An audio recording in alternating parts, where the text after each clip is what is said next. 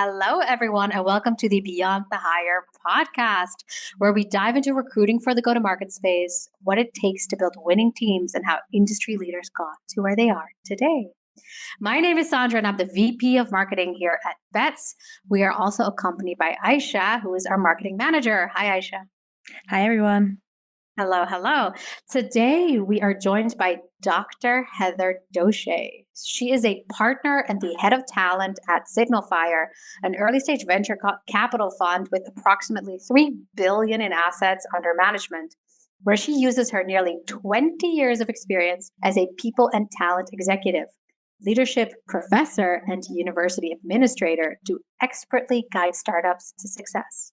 Prior to SignalFire, Heather held key people and talent leadership roles at Webflow, Rainforest QA, Hired, and she taught organizational leadership at the University of San Francisco.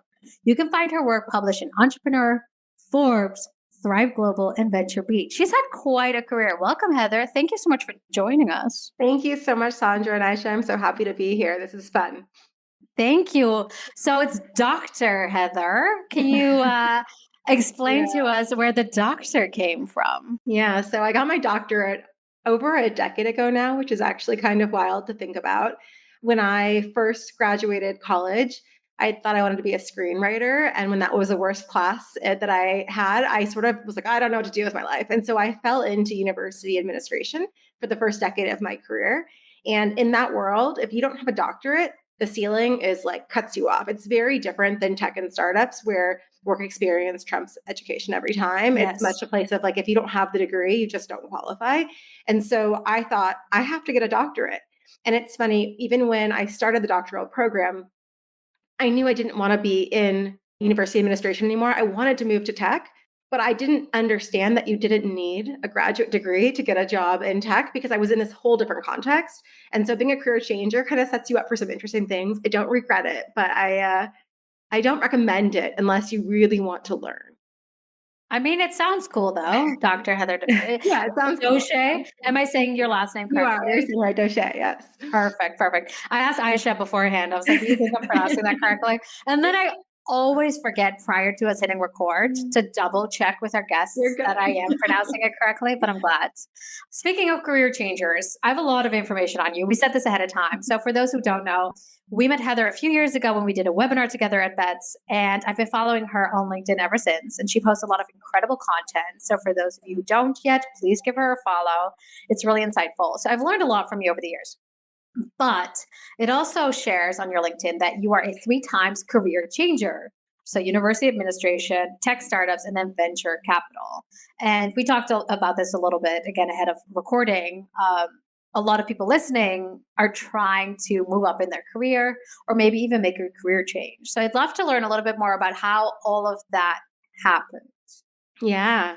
It's actually funny. Bets is part of my early story in a very small way. So when I was in university administration and I knew I wanted to move out of that into tech, it wasn't because someone said, you should do this job, go do it. It was because I saw my friends around me who just looked like they were having way more fun. They were working a lot harder, but they were having way more fun in startups. And I thought, I'm going to kind of chase the joy that I thought was there. I felt held back and restricted in these very bureaucratic environments. Yeah. And so I thought, okay, I got to figure this out. And all of my friends held one of 2 jobs. They were either in sales or they were in recruiting.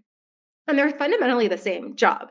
With sales, you are selling products. And with recruiting, you are selling opportunities to work at companies. And ultimately, it's a really similar role. And I was kind of open to both. And so I actually met with Beth's team to figure out if I could join as like an AE. All my friends were AEs, and they're like, we have to start as SDR. And mind you, I was 30 at this point, and it was sort of like this very non-traditional thing. And I got very nervous about the idea of like starting over. Yeah. So I think the biggest lesson looking back, I kind of fell into a talent role first, but it was not the most stable role.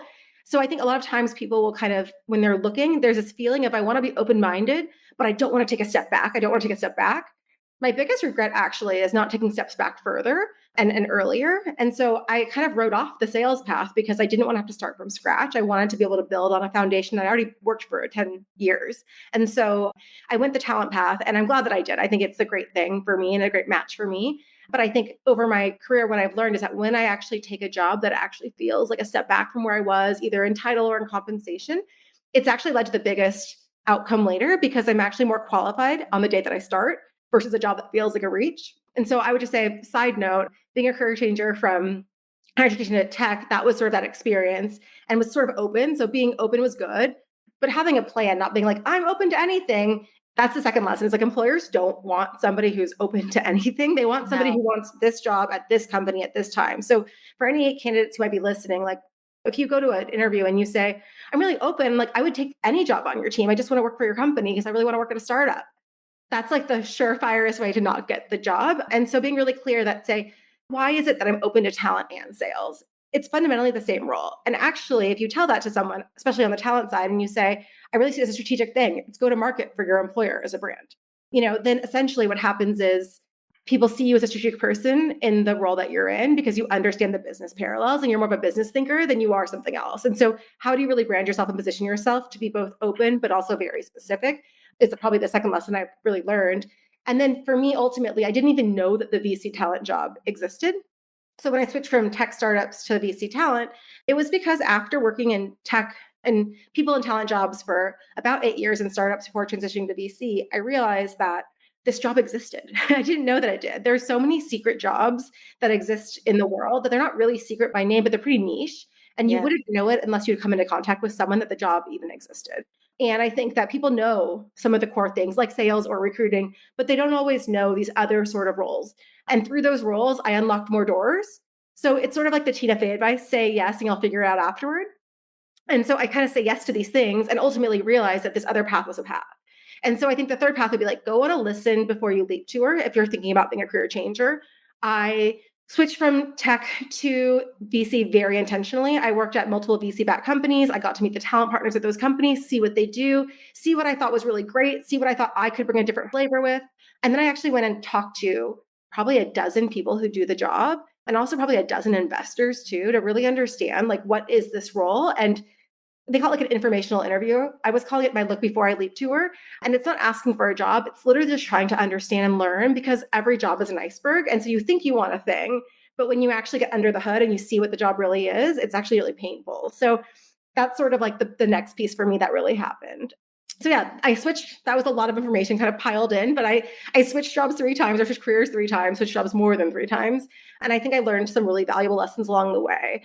But it's hard out there if you're trying to change careers, especially in a market where everyone has the jobs that you want.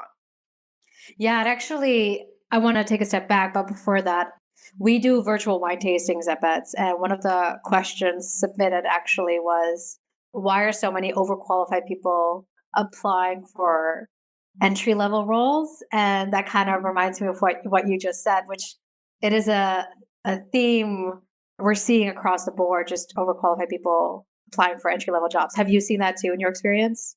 Yeah. And it's so hard because when you're on the side of the recruiter, you really see there's 1,000 applicants for one job. And there's going to be in that 1,000 applicants, 100 people that are perfectly suited, both in level and experience for the role.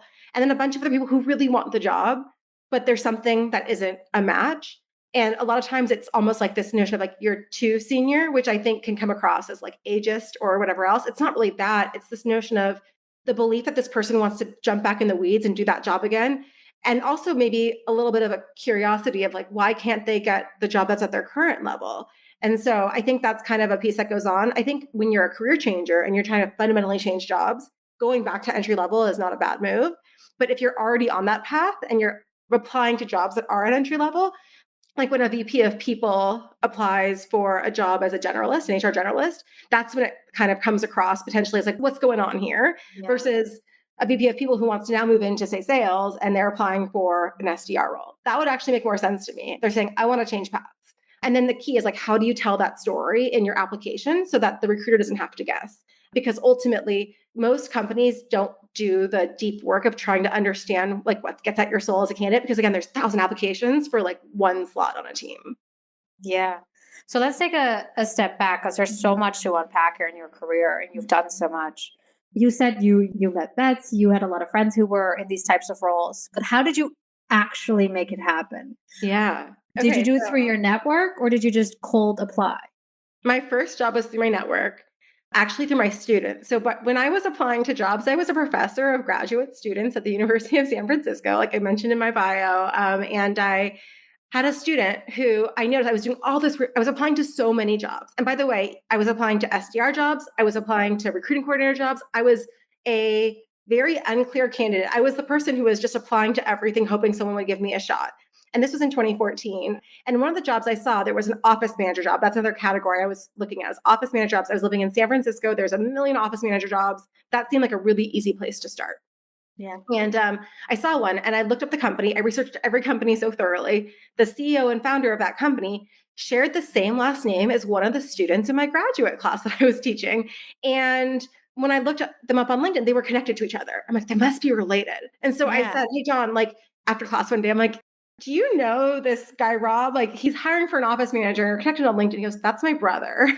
And so I said, would you introduce me? And so I applied, let me tell you, I applied to about, I'd say 100 jobs in that period of time. I got exactly 3 callbacks. One was this warm intro, and then the other 2 were cold applications. One was at VMware, one was at Facebook. And both the VMware and Facebook jobs were like learning and development people, like building curriculum for in-house in-company training. And I came from university. So it was sort of a natural place to start, but those jobs were more rare.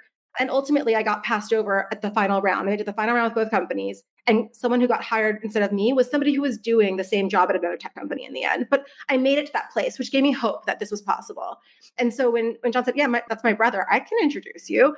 I interviewed and he goes, well, you're a little overqualified to be an office manager. I was like a doctoral student teaching, master's students. And I'd been managing people for a decade. And I was like, I don't care. I just want to get my start. Like, he's like, well, what job do you want? And at that moment, I hadn't actually thought it through. I didn't really know where I was going because, again, I was open. Sales, office manager, like really anything. Give me any job. I just wanted to break into tech and have those experiences. I knew once I got inside, I could figure out the system and like work my way up. And I said, I don't know, head of people. Mind you, I didn't know what a head of people did. I didn't really know how recruiting worked. I just knew I wanted to learn. And I thought I was going to get a coordinator job. And he was like, okay, let's just make you that. Like, let's just give you that. And so that's how it started. So this is where it gets embarrassing. I didn't know. He was a first-time founder. I was a first-time anything in tech. And he didn't know that they didn't need a people leader yet. Now in hindsight, I work with lots of founders. I know this company did not need a head of people. They were 12 people. I hired one person, which was they had 2 open recs. I hired one of those 2. I was a CSM and we got to 13 people. And like they needed benefits and I just like signed them up for benefits. Like they just needed really simple stuff. And so ultimately I finished all the people stuff that they had on their list. And I couldn't really figure out how to recruit for a product manager, which was the other role. And ultimately I found a contract recruiter to hire that product manager. And they're like, so yeah, about your job. Like we don't really have anything else. We just kind of need an office manager now. And I was like, oh no. And so basically that job didn't work out, right? And you could think you're taking this big leap of faith, you're changing careers, and all of a sudden here you find yourself like kind of failing in your first leap of faith into this new role. And I could have quit and gone back to higher ed because it was safe, it was boring, it was stable, it was safe. But luckily I had great people around me who were like, no, that was just one job. Go find another job. And then I got hired and that job really kicked off my career. And so ultimately, I think like you're going to fail if you make career changes because you just don't know what you don't know, but you can't give up if you know that you're chasing like your joy and your fulfillment. So how did you end up finding the job at Hired, especially if, you had such a short stint ahead of that? How did you explain that? Yeah, I was like, how do you explain that away? And I think that's the thing too, just like candidates who are applying out of level, there are candidates who are like job hoppers who have jumped. I think everybody gets like one, Monopoly style get out of jail free card where like, it didn't work out, it's okay, that's mine. There were 4 women in my peer bar kind of class group that I would go to that were all job searching at the same time. So we would go to a peer bar class and then we would all go to like the coffee shop nearby and sit together for hours applying to jobs and pumping each other up. This is part of that circle that really makes you think you can trust things and go forward. And it was so meaningful for me. And I applied to probably 100 more jobs, like 100 more jobs. And I realized I didn't know how to be a recruiter. That was the hardest part for me. But I wanted to be a recruiter. Like I love interviewing. It was sourcing that was scary. I just didn't know how to do it. So I applied to 100 jobs, hired. This is like so much information, but basically hired I applied to. I thought it was such a cool job because it's not a recruiter. It was a talent advocate position, which meant you were like part recruiter, part like CSM really, and part like career coach. And that just seemed really special. And I loved what their mission was and what they were doing. And so I applied, and luckily, so the hiring manager, Matt Greenberg, I'll never forget what he did for my career. He did so much. One of it was give me a chance. He said, basically he was looking through all these applications and he knew he didn't just want a bunch of recruiters because they were just going to be like trained on maybe the wrong things for what they needed in this role. But he did need some recruiters. And he saw my profile. He goes, I don't really get it, but she's got her doctorate. My sister is getting her doctorate in a whole different topic, but like they're smart. She's got to be critical, a good writer. Like there's a lot of soft skills here. Like I'm just going to give this woman a chance. And that chance is what spawned everything else in my career, because once I got inside, like he also helped me feel, I had all this fear of like, what if this job doesn't work out either? What if I'm not meant to do this? I'm going to fail again. Like there's real, I don't know if like PTSD is an overstatement, but like I think that there can be like complex PTSD from like job after job not working out, and people get really fearful about these things. And so it's fair and it's human. And so essentially he said to me one day as I like made a mistake, he's like, we're not doing brain surgery. It's just recruiting. Like no one's going to die here if you screw something up.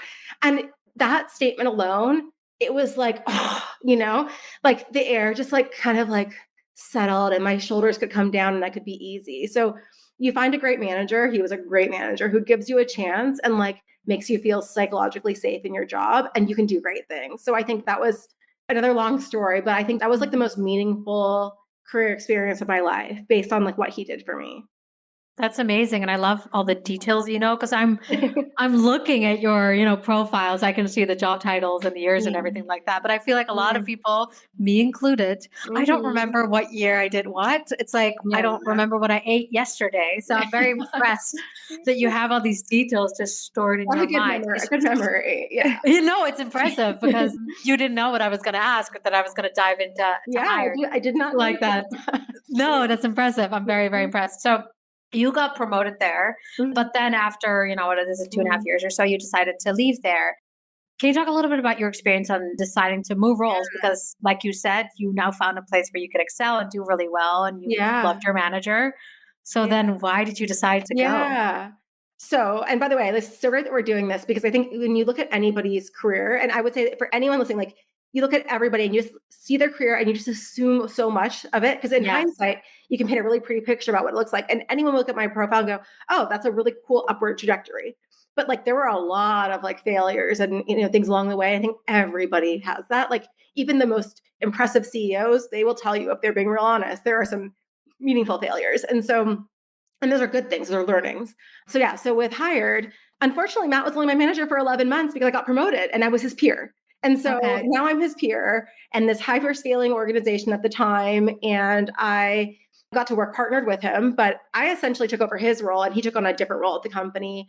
And so anyway, long story short, I did all these cool things there. I mean, it was only a little over 2 years, but it felt like a decade because I felt like I did so much. I created a new job category. I always figured out how to scale the org. Hired was doing really cool things. I think actually very similar to what Bets does on the go-to-market side. Hired was doing, the team that I led was the technical recruiting side. And it was just really, really, really special. But I hit this like ceiling of like, there's no more I can do here. I'm like stuck at this level. And I wanted to find a new challenge. And there really wasn't that there for me. Like I wanted to be the leader of learning and development, the job full circle that I had applied to back when I first moved into tech at VMware and at Facebook. But then it wasn't there. Like Kelly Dragovich, who leads a HR Heretics podcast that I love as well. And she was the VP of people there at the time. And she was sort of like, I'd love to hire you for this like L&D role. But first she was like, I need someone who knows how to do it. This is not my strength. And like, you've never done this before. I'm like, fair. And then ultimately she canceled the role altogether. And so I just sort of felt like stalled out. I'm a person who, when I get really excited about what could be and I decide what I want, I charge full throttle ahead at that thing. And if I don't think it's possible where I'm at, I make a move. And so that's what I did at that time. And Rainforest was hiring for this role called Head of Talent and Career Development. So it was Head of Talent and Career Development, not people. And remember, I was scared of all these roles, but I had figured out the recruiting side. And career development is like learning and development. It's career coaching. Like, this is perfect. Yeah. This is my dream job. So I applied, got an interview, my first round interview, like, why did you not apply with the office? And I was literally going to Coachella that day. So I'm like, I showed up, I like kind of didn't care because I was happy at Hired. Like I would have stayed for longer, but I showed up in like the outfit I was going to wear to Coachella to this interview, first round. And I remember Fred, the CEO, he comes, sits down, and Sharon, like his chief of staff, kind of, they sit down and they're like, all right, so like, talk to me. And I just kind of like, sometimes you're very buttoned up in an interview and you want to be very serious. And then sometimes you're sort of like, I don't really care what they think of me. I'm just going to show up as myself. And if they like it, great. And Fred did that. He had his feet on the table. He used expletives left and right. I was like, oh, this is fun. I can just like be my authentic self and I'll give you my thoughts on these things. And I didn't hold back anything. I was super no BS, which happens to be one of their core values. And so I leave and I'm literally on my way to Outside Lands and oh my gosh, wrong I fully believed Coachella because I've never been. And I'm like, you are walking distance away from Coachella. I mean, that's amazing. Sorry. And Coachella just happened, so I get why. Yeah. Relevant. Like full disclosure. I don't know where that word came from. I never even have been to Coachella. I've been to So cool story. Anyway, on the way, I get a phone call like 10 minutes later from Sharon, the chief of staff. Well, I guess her title that was operations manager. She calls me and she goes, hi, Heather. I know you just left. Fred wants to hire you. And I was like, oh, and so it's interesting. As I've gotten older, when I was earlier in my career and I was less experienced, it took 100 applications to get 3 interviews. And out of 3 interviews, I might get 1 job.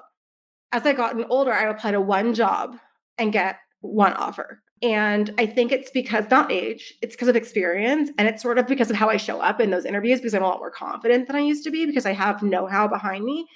And it was helpful. So anyway, I take that job, but I first said, no, I'm not going to just accept your job. I don't even know if I want this job yet. I had 1 interview with 2 of you for 45 minutes. I haven't met the CTO co-founder. I haven't met the VP of sales. I haven't met the team that I would be working with. Like, I got to meet everybody else. And so they're like, okay, well, that's why we're hiring a head of talent. We don't know how to do this as well. Like, design your interview process. So I did. So I drafted out a whole cycle. Like, I literally made a hiring plan. But it was basically me reverse interviewing everyone else, which was a really cool and special experience that if you ever get to do it, I highly recommend. No, that's amazing because I always say hiring is a 2-way street. Yeah. You have to interview them as much as they're interviewing you. And you definitely did that. Exactly. And I think while you did that, prove to them why they needed you in that role. That's amazing. Right? There's supply and there's demand. And in markets like this one that we're in now, the supply of candidates is greater than the demand for those jobs. And so it can be a hard friction point for a lot of people who are navigating interviewing. And it can be easy to feel like, I just need to win them over. I just need to people please. I need to get the job and like, I'll figure it afterwards. And they're not even thinking, do I want this job? Is this the right job for me? And then what happens, they sign up for something that's totally wrong. And then they aren't happy in it.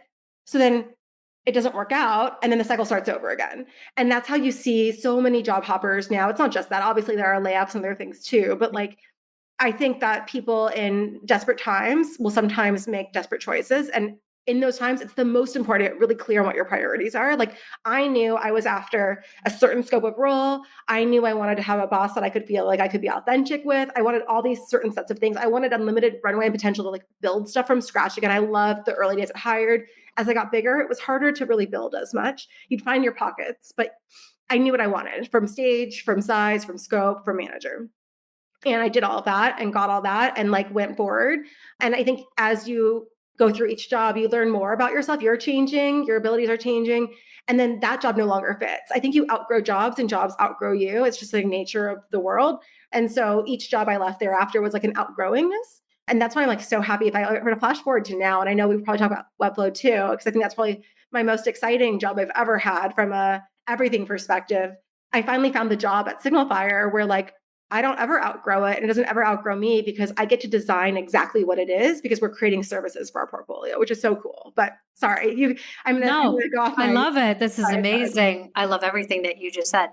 Something we don't talk about a lot, I bet we talk about this, but in general, we don't talk about a lot publicly is the salary and compensation. Yeah. Especially I feel like, amongst females maybe. Yeah. Was every role you accepted after, the career change? Did that come with an increase in salary? And especially, when you were saying that Rainforest really wanted you, were you able to negotiate that and use that? Yeah. Yeah. So I have mostly gotten increases, but at Webflow, I didn't. At Webflow, I took a pay cut. Wow. A 25K pay cut, which significant. Yeah. But I knew that 2 things. One, I can't predict the future of what a company's outcome is going to be, but you can get a sense of what kind of outcome they're going to have. And in startups, a big part of your compensation is equity. And equity only happens in the case of an exit. Like there's really liquidity if there's like an exit. I mean, secondary, sure, but that's only for a few types of companies. Most people won't see the fruits of their equity if they join companies that are going to stay private forever until they maybe wind down. And I think at Hired, I saw the hard way what it looks like when your equity isn't worth anything in the end. And so I knew I wanted to be at a place where there was potential for that. And so I think when I joined Webflow, I did take a cash pay cut, but I knew that in my mind, I had more faith that the equity would be worth more in the end. And I'm still holding out hope and crossing fingers, but there have been liquidity opportunities. And so to think through all of that and understand all of that, I think is a big piece of it. And then also to know if you're joining a company, when I joined Webflow, they were profitable. So they're paying less, but I understood why. It was still to market and they were thinking really sustainably. And I knew that if they grew and continued to grow at the pace that they had been growing, because I asked for their business metrics, I wanted to see all of that and understand it, then I would catch up in a year or two. And I did. And then I surpassed it. So like taking an immediate step back in the offer letter to then know that I'm on a runway to increase in the long run was worth it for me. So I did do that. And every other job I took an increase. So how did Webflow find you, or how did you find them? Yeah. Jack Altman, the former CEO of Lattice, is who introduced me to Webflow. So when I left Rainforest, I didn't have a job lined up. I was interviewing and I knew I wanted to change roles. And I was also working like 60, 70-hour weeks at Rainforest. And there was just no time to have interviews. There was no time to really fully explore. And I was so afraid of that thing I mentioned to you all, being desperate and just taking the first thing. And I was interviewing with a couple of places, but I just didn't feel like they were all the way there. I think I could get like 80% there with those two companies that I was excited about, but I knew there had to be more out there that I had no time to go look for, because especially at the executive level, roles generally are not posted. Like if you go onto LinkedIn and you look at jobs, you're not going to see executive roles very often. But that doesn't mean they're not hiring for them. And so as I was leaving Rainforest without a role lined up, kind of figuring out like how do I can keep interviewing with these places that I like while opening up the aperture to more companies, I told Jack, because I was a very early customer at Lattice, I was like, wherever I go next, I'm going to bring you along. But after I'm leaving, here's who, like, because Lattice was still very early days then. And he said, you know who you should talk to? This guy, Vlad Magdalene at Webflow. He's hiring a VP of people, and I think you would really like him. And so he introduced me. And so I had been interviewing elsewhere. I had applied from what I'd heard being posted. All these places. I probably applied to like maybe 6 or 7 places during that round. And I didn't get everything, but I did get 3 of like the 6 things that I had applied to as offers. And I chose Webflow because I thought the equity could be really worth something in the end. And I really felt inspired by the bigness of the vision. It was a dream big vision. And I think that people should pay more attention to the company's outcome than they do really today. Yeah, I think that's a really good point. And I always joke that equity is like monopoly money. Like it feels great, but at the end of the day, it can be worthless. Or you can make a lot of money. Yeah. I saw something on LinkedIn that I thought was really interesting that you posted, which I think maybe slots in nicely here about, you leaving roles because maybe you've outgrown it or they've outgrown you, either or. And I'm going to grab it in front of me so I quote it correctly. You're like, what did you find on LinkedIn? You said, I bet you don't know the number one reason why people left their jobs in the past year. And I thought that was really interesting because I for sure thought it was going to be bad manager because I generally leave because of a bad manager. Also, for those who don't know, I'm Aisha's manager. So she leaves. I 100% know it was me. Silently sitting there staring at me. You say, it's not, she goes, it's not bad manager. I don't have any plans. You say it's not bad manager. That is so pre-pandemic. It's not the lack of career growth. It is a toxic culture. So I actually would like to hear a little bit about that because you didn't mention that as you were leaving roles. But I'm very curious about this because that surprised me. Yeah. Well, I think it's like a not kiss and tell sort of moment. Like I'll tell you, one of the companies that I left was for a bad culture reason. Okay. But it's about 35% of people, they'll say, and like this, there's a few different studies, they all kind of come to the 30 to 40% mark. So 35% of people or so leave a job because of a toxic culture. And that is a shift. It used to be bad manager. So every study used to say it's not compensation, it's manager. And that was sort of the known thing. And it's so interesting because the timing of it, when the surveys data started to shift, they survey about this all the time. The survey data shifted in 2021. So if you kind of put that in timing perspective, the idea is that up until this point before the pandemic, really people would say, I'm unhappy at work because my manager sucks. They would blame the manager for all the things that existed. And there's a lot, it's not just the pandemic. There were a lot of things, if you think back to 2020, that kind of like shook our world. And what that did was put culture front and center of companies because there wasn't a rah-rah office environment to go to. There was a lot of social and civil unrest that was happening across many dimensions. And companies were suddenly, for the first time, like responding in these really sometimes performative, but sometimes proactive ways or reactive ways even, but trying their best. And then what happens is like they're almost like sprinting at a pace that they couldn't keep up with. And then they have to pivot out of it because it's too much. And a lot of companies never got remote work right. They never even tried. They were like, we're just doing this for 6 weeks. Like, let's figure it out. And so there's all these things that happened. And I think at the same time as all these things were happening for companies, individuals at those companies, like employees, candidates for jobs, all probably lost someone they knew from the pandemic, all probably saw like their life fundamentally shift and change. They couldn't do things that brought joy. And it really put in perspective. Like you literally wake up in the morning, you get on a Zoom, you go to work, and then you leave. And if you see family and friends, it's like on these same Zoom boxes. And I think that really unlocked for a lot of people this new way of thinking. Like it harmed their previous view, I guess. Like they were living in a world where you accept like toxic workplace, that's sort of the norm. That's what it is. But like we spend all this time, we like the people at people level. So we all hang out.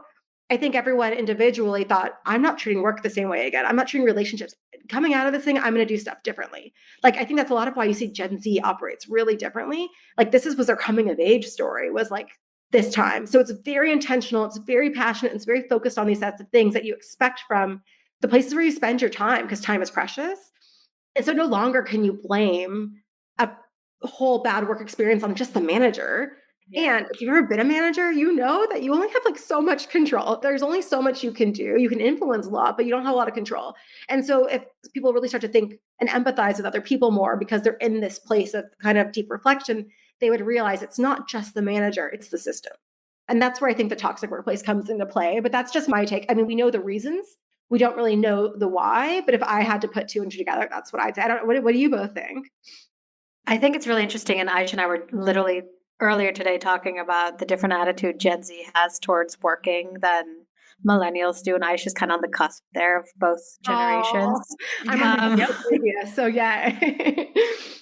I am deeply rooted in the millennial way of thinking.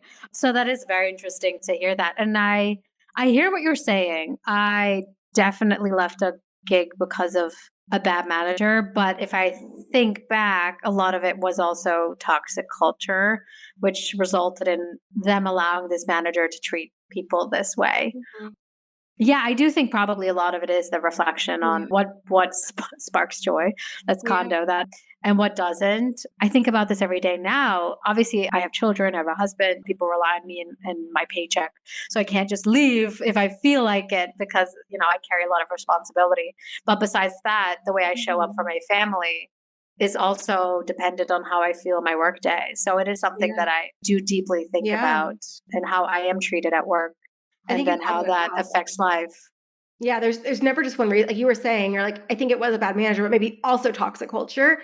People don't just leave jobs for like one isolated reason, because if it was just the one thing, they could probably solve it, right? If it's just a toxic manager, you could talk to your people team, your leadership, try to solve for that. And like, maybe you don't have to go. If everything else is great, maybe it's just the manager that's the isolated problem. Guess what? Probably not. You probably did try to do other things and realize, oh shoot, I'm blocked out at every turn, AKA, oh, it's also this other thing. And like, it could be just compensation, but probably not, because if it was just compensation, it was a good, you would talk to people, you'd understand, you'd have a clear picture, you'd feel it was fair. Like the one thing that it could be isolated is this toxic culture, because that's permeating the whole bit. But Aisha, I'm curious to hear the cusp or Gen Z perspective. I do think that I never thought about it that way, but now just like reflecting, I think social media also has like a huge impact too, because if a culture was toxic, you weren't really talking about it or like seeing other people talk about it before 2020, 2021. Like it became, and I think maybe even a lot of people would not have even considered that their company is toxic because they were having a good time. They weren't thinking about it. Mm-hmm. But then they go on LinkedIn or TikTok or whatever it is, and they see people talking about that toxic culture. And they're like, wait, like I might be in that too. Like I might not even realize it. Kind of like how people talk about relationships now too. Like people didn't realize they were in a toxic relationship until they heard someone else say their story. So I think it kind of, all of it like bubbled together. And that's why Gen Z is just exposed to so many more stories like this. So I think that's why their perspective also shifted. I think that's such a good call out. I think back to like talk about supply and demand, like the economics of things. And right now we're in a job market that favors employers, not candidates. And that sucks for candidates. But if you go back to when the shift happened, 2020, 2021, right after the pandemic, if you look at the data, big push of layoffs, and you can look at layoffs.fyi if you ever want to see the data in like a macro way, it's fascinating. But then it started ticking back up again and it actually peaked. Like the Great Resignation happened in 2021. So this was, unprecedented numbers of people choosing to leave their jobs and join something else, because at that time, venture capital dollars were flowing and people were getting invested in. And when you get new investment as a company, you hire a bunch. That's usually the thing that you do. And so ultimately what happens is all these people were getting job opportunities that were better than the ones they had. They were getting title, comp, everything increased. I changed jobs in 2021 as well. And I think when you have all this power, you feel a little more free to be outspoken. Like it's kind of like power dynamics of our world. The more power you have, the more you feel like you can say. And so I think that changed what people said on social media. I'd never seen so many people feel so proud to share that they were impacted by a layoff in 2022. Yes. Coming off of that culture that never happened before. And I think it's just like a difference. It was a shift. And I don't think we can it's like a one-way door, two-way doors. This was a one-way door. You can't just go back to how it was in 2017, where you kind of forgot everything that happened, but it's not 2021 anymore. So you have to figure out what's the new way. And I think that's where people are really struggling today. That's so interesting. And Aisha, that's exactly why we keep you around. That's such a good perspective. I don't even think about social media. Aisha knows this. I very purposefully deleted TikTok and Instagram. Not good for me. So she tells me what's going on in the world of social media. Literally, I don't know what Coachella is apparently. So me either. I was on board. I was like, yeah, from SF you walk to Coachella. That's how I'm like that. That really sounds right. Yeah. So funny. We're all on the same board. We're running out of time and I have so much more to ask you, Heather. Yeah.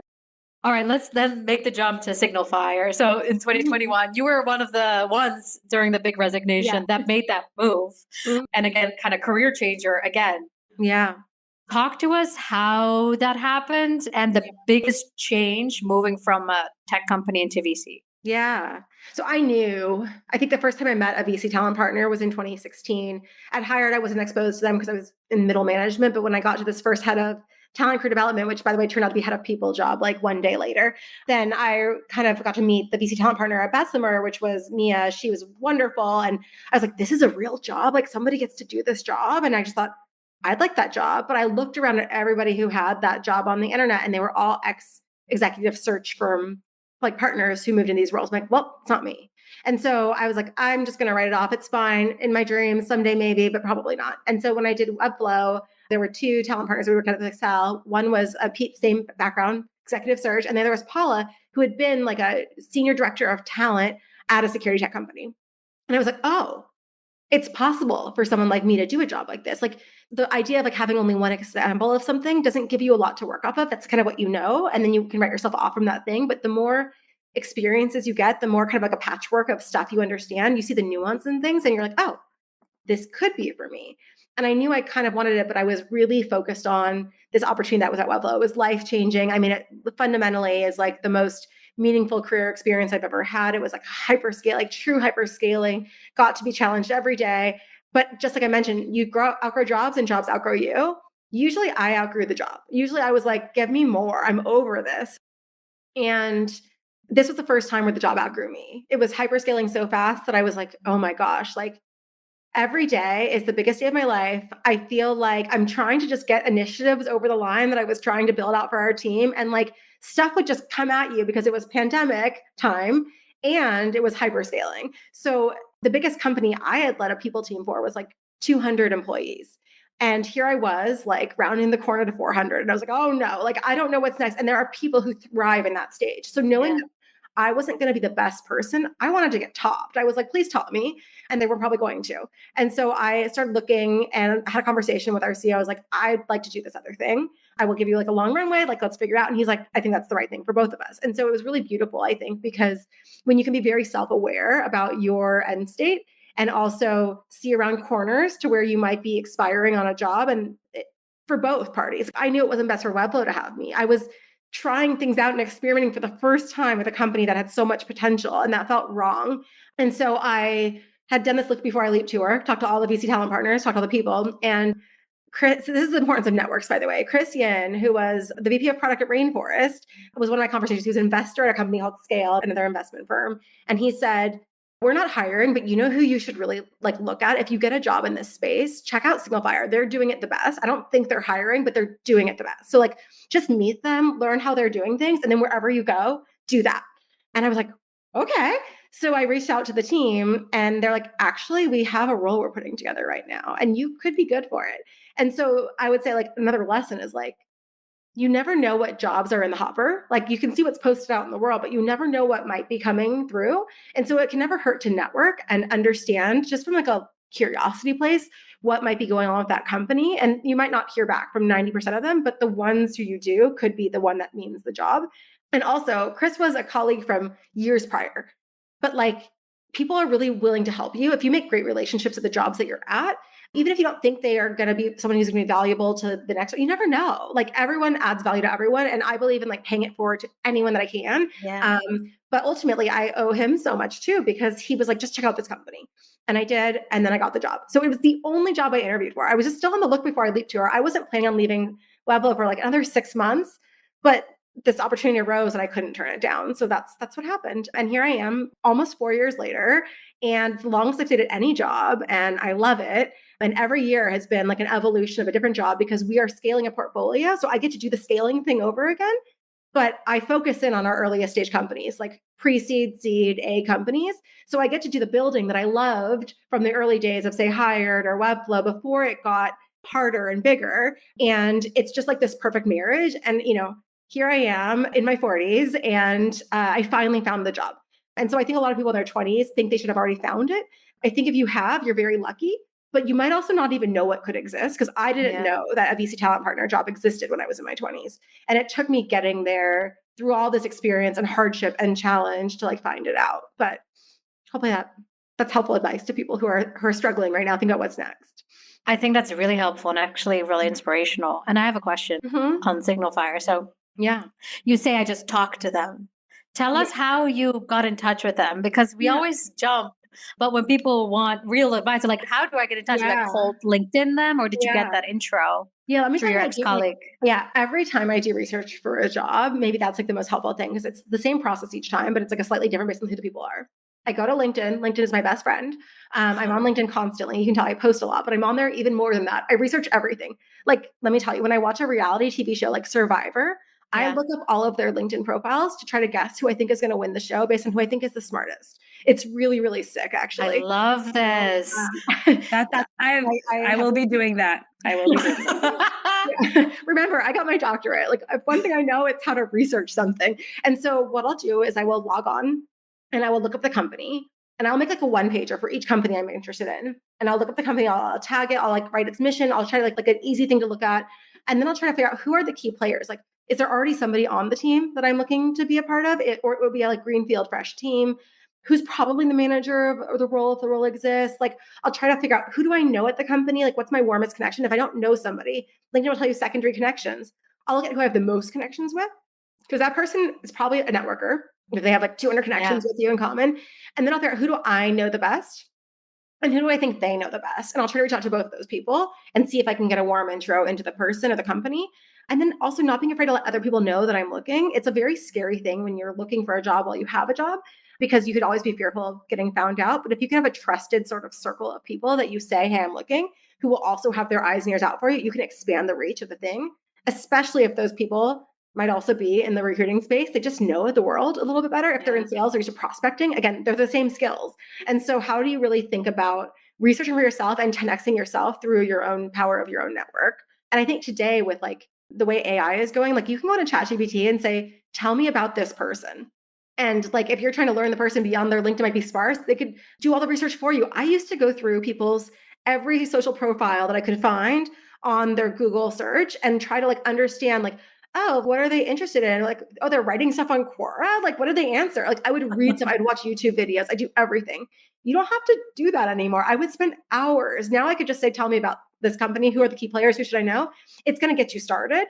but you should still go one step deeper and really like dig in, because then you can come in, you get one chance at a first impression. So you want to figure out who's my best link in and like find my way in through that. And also sometimes it's not saying, hey, I want a job, please hire me. Sometimes it's saying, hey, I've heard great things about what your company is doing. And as I think about what's next, make yourself a little unavailable. Here's what I'm keen on. And would you ever have a conversation with me?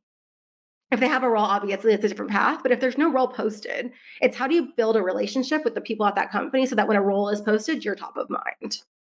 That's so smart and such good advice, because we always hear your network is your net worth, but what if you don't have the network yet? You make it. So this is a great way to still, get in touch and talk to the people you want to work with. One last thought. I have like 20 friends, like true friends who I've never met in real life, but we met through LinkedIn networking.